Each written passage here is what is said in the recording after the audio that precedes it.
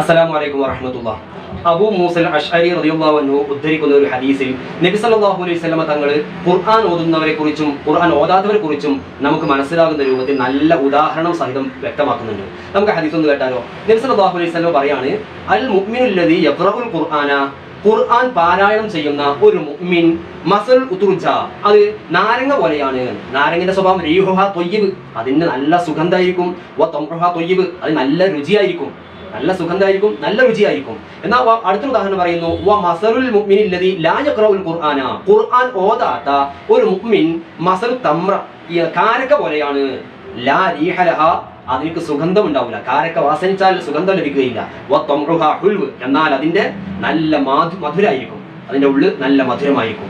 ഇനി നബി സല്ലല്ലാഹു അലൈഹി വസല്ലം മറ്റൊരു വിഭാഗത്തെ കുറിച്ച് പറയുന്നു, വ മസലുൽ മുനാഫിഖിൽ ലദീ യഖ്റഉൽ ഖുർആന, ഖുർആൻ ഓതുന്ന മുനാഫിഖായ ഒരു മനുഷ്യൻ മസലു റൈഹാന, റൈഹാൻ പോലെയാണ്.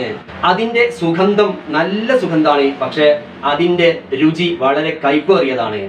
മറ്റൊരു വിഭാഗത്തിൽ നിങ്ങൾ പറയുന്നു, വ മസലുൽ മുനാഫിഖിൽ ലദീ ലാ യഖ്റഉൽ ഖുർആന, ഖുർആൻ തീരെ ഓതാത്ത മുനാഫിഖായ ഒരു മനുഷ്യന്റെ ഉദാഹരണം ക മസലിൽ ഹൻവല, ആട്ടങ്ങ പോലെയാണ്. ലൈസ ലഹാ റീഹുൻ, അതിന് സുഗന്ധമേ ഇല്ല. എന്നാൽ തംറുഹ മുറുൻ, അതിന്റെ രുചി വളരെ കയ്പേറിയതുമാണ്.